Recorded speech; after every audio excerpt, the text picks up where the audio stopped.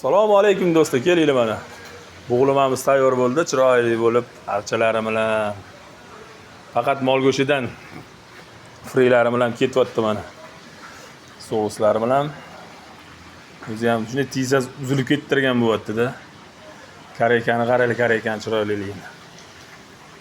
Kelinglar do'stlar, bug'lima trendda hozir. Ajoyib bo'lyapti o'zi ham. Ba'da Doniboy baliqlarimiz pishyapti mana. Donasi 45 ming so'mdan. Souslari bilan 8-9 grammlik 1 kilolik emas mana. Bir ajoyib bo'lyapti do'stlar. Kelinglar mazza qilasizlar.